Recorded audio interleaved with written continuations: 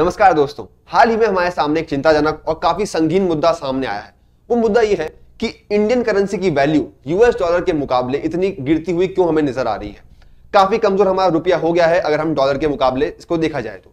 आज का हमारा टॉपिक भी यही है, why Indian rupee is falling. आज हम इस वीडियो में समझने वाले हैं इस सिक्के के दोनों पहलू। हमारी सरकार क्या कदम उठा रही है, हमारी नीतियों में कहां कमजोरी थी कि हमारा जो इंडियन रुपी है वो इतना नीचे गिर चुका है। आज की इसकी मैं आपको लेटेस्ट डेटा भी बताऊंगा कि आज कितना भाव चल रहा है हमारे इंडियन रुपी का डॉलर के मुकाबले।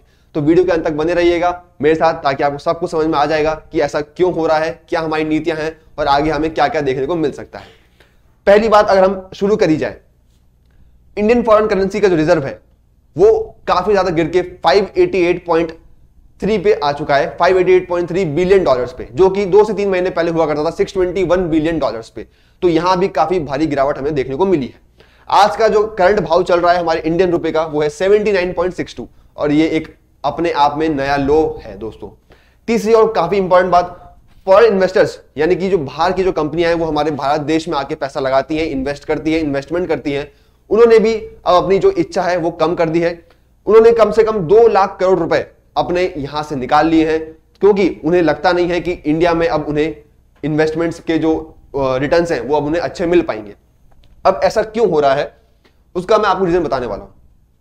The RBI release $15 billion worth of dollars to the Indian economy. अब आरबीआई ने ऐसा क्यों किया आप समझिए दोस्तों। अगर आरबीआई 15 बिलियन डॉलर्स को हमारे इंडियन मार्केट में उतारती है तो जो डॉलर की जो मूवमेंट है वो बढ़ती है। इससे क्या फायदा है, which increase the dollar supply then the supported the rupee. इसी वजह से आपने देखा होगा पिछले 1.5 से 2 महीने में हमारा जो इंडियन रुपी था वो एक टाइम पे काफी ज्यादा मजबूत हुआ था। इसके ये अराउंड चल रहा था 68 से लेकर 70 अराउंड ही चल रहा था। लेकिन हुआ क्या, अचानक से यूएस में यानी कि यूनाइटेड स्टेट्स में रिसेशन की खबरें आने लगी। हमारे जो क्रूड प्राइसेस हैं आप खुद जानते हैं, पेट्रोल, डीजल, सीएनजी, एलपीजी कितना महंगा होते जा रहा है। तो क्रूड प्राइसेस भी काफी ज्यादा बढ़ चुकी हैं। रिसेशन का भी जो डर था लोगों में वो ज्यादा बढ़ रहा है। इन्फ्लेशन भी बढ़ रही है। ये सब चीजों की वजह से हुआ क्या, हमारा जो रुपी जो इतना स्ट्रांग हुआ करता था 68 से 70 के आसपास वो चल रहा था, अब वो धीरे धीरे गिरते गिरते 79.62 पे आज आ पहुंचा है। अब so what is the RBI doing now, let's find out. अब पहले तो मैं आपको बता देता हूं कि आरबीआई के जो हमारे गवर्नर हैं वो है शक्तिकांत दास। शक्तिकांत दास जी काफी बुद्धिमान व्यक्ति हैं और उन्होंने जो भी कदम उठाए हैं वो कदम सही दिशा में उठाए हैं या नहीं, वो हम उसका पूरा एनालिसिस यहां पे आज करने वाले हैं। पहला कदम, People staying outside India और non residents Indians deposit their money with Indian banks. आपके भी कोई अगर रिश्तेदार हैं जो बाहर रहते हैं, विदेश में रहते हैं, तो वो इंडियन बैंक्स में अपना पैसा जमा करवाते हैं। अब इंडियन बैंक्स उन पैसे क्या करते हैं भाई, जो अगर बाहर के लोग हैं वो तो हमें डॉलर्स में पैसा देते हैं, लेकिन इंडियन बैंक्स उन्हीं पैसे को डॉलर में ही आगे पहुंचा देते हैं।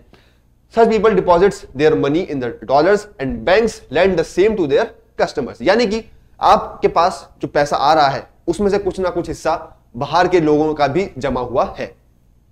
Increases the circulation of dollars in the Indian economy. हमारा मुद्दा यही है, हमारा मकसद यही है कि हम डॉलर्स का जो सर्कुलेशन है इंडिया में उसे इंक्रीज करें। जैसे जैसे वो इंक्रीज होगा इसका मतलब हमारा जो रुपया है वो डॉलर के मुकाबले मजबूत होता हुआ हमें नजर आएगा। तो इसीलिए हमारे जो बैंक्स हैं वो क्या करते हैं, जो डॉलर्स बाहर के लोग हमारे बैंकों में जमा कर रहे हैं उन्हीं को इंडियन करेंसी में बदल के वो इंडिया में सप्लाई कर देते हैं, ताकि जो डॉलर की जो सर्कुलेशन है वो बढ़े। Attracting NRI money to the India. Such banks aren't allowed to lend the entire deposited money to their customers. अब होता क्या है दोस्तों, बैंक्स का एक रूल है, अगर आप $100 जमा करवाते हैं, बाहर के लोग अगर आपके बैंक में $100 जमा करवाते हैं, तो ऐसा नहीं है कि बैंक पूरे के पूरे $100 हमारे को आगे फॉरवर्ड कर दे यानी कि सप्लाई कर दे। ऐसा नहीं होता। क्यों नहीं होता, क्योंकि बैंक्स के पास भी कुछ लिमिटेशंस है। हमारा जो बैंक है उसका जो हेड है यानी कि सेंट्रल बैंक ऑफ इंडिया वो कौन सा है, RBI, reserve bank of India. हमें जो भी नेशनलाइज्ड बैंक्स हैं उनको आरबीआई के पास कुछ ना कुछ अपने डिपॉजिट्स रखने पड़ते हैं। वो डिपॉजिट्स क्या हैं, 2 crucial ratios which banks have to maintain with RBI are current reserve ratio, इसे हम शॉर्ट में बोलते हैं सीआरआर, स्टैट्यूटरी लिक्विडिटी रेशियो, इसको हम बोलते हैं एसएलआर। अब आप सोच रहे होंगे कि सर ये दोनों चीजें हैं क्या, इसका भी मैं आपको डिटेल में बताऊंगा कि ये क्या बात कह रहा है। अगर हम सीआरआर की बात करें, द करंट रिजर्व रेशियो, ये वो रेशियो है जो बैंक्स को आरबीआई के अंदर रखना ही पड़ता है और ये अप्रोक्सीमेटली 4% होता है, approximately 4%, simply keep with the RBI. अब बात आई एसएलआर यानी कि स्टैट्यूटरी लिक्विडिटी रेशियो। ये होता है लगभग 20%। और ये क्या है, ये वही पैसा है जो हमारी जो बैंक्स हैं वो गवर्नमेंट सिक्योरिटीज में, गवर्नमेंट के जो बॉन्ड्स आते हैं उसमें, गोल्ड्स में, वहां पे वो इन्वेस्ट करते हैं और ये मैंडेटरी होता है। तो अगर आप देखें 20% SLR, 4% CRR, लगभग 24 से 25% हमारा बैंक्स ऐसा पैसा है जो बैंक्स आगे सप्लाई नहीं कर सकते, जो बैंक्स आगे लैंड नहीं कर सकते। अब हुआ क्या, जैसे ही हमारा रुपया कमजोर होने लगा, हमारे जो RBI है, जो RBI गवर्निंग बॉडी है, उन्होंने क्या बोला कि आप SLR की लिमिट, आप CRR की लिमिट हटा दीजिए, अब आप पूरा पैसा लोगों को बांटिए, यानी कि पूरा पैसा आप लोगों में सर्कुलेट करिए। अगर आपके पास $100 आ रहा है बाहर से, विदेश से, तो आप इंडिया के मार्केट में $100 इन्वेस्ट कर सकते हैं, लेंड कर सकते हैं अपने कस्टमर्स को। यही बात यहां पे लिखी हुई है, RBI has waived off the CRR and SLR criteria. Additionally, the RBI has lifted the cap on the interest rates on the dollar deposits. पहले ऐसा होता था कि हमारे पास एक पर्टिकुलर इंटरेस्ट स्लैब होती थी, अगर आप बाहर से कोई पैसा जमा करवाता है तो उसे पर्टिकुलर इंटरेस्ट मिलता था, लेकिन ऐसा अब नहीं है, अब वो कैप भी हटा दी गई है। Thus enabling banks to offer higher deposit rates. इसका मतलब अब बैंक्स अपने अकॉर्डिंग इंटरेस्ट रेट बढ़ा सकते हैं, जिससे बाहर के लोग अट्रैक्ट होंगे और अपना पैसा वो इन्वेस्ट करेंगे, और जैसे जैसे जितना ज्यादा वो पैसा इन्वेस्ट करेंगे उतना ही ज्यादा पैसा बैंक्स आगे लैंड कर पाएंगे, और डॉलर का जो सर्कुलेशन है हमारे इंडियन मार्केट में वैसे वैसे वो इंक्रीज होता जाएगा।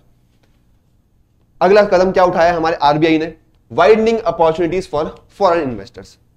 अब ये अपॉर्चुनिटीज कैसे बढ़ा दी है हमारी RBI? शक्तिकांत दास, मैंने आपको भी बताया, हमारे RBI के गवर्नर हैं, led RBI has widened the debt investment opportunities in India for foreign portfolio investors.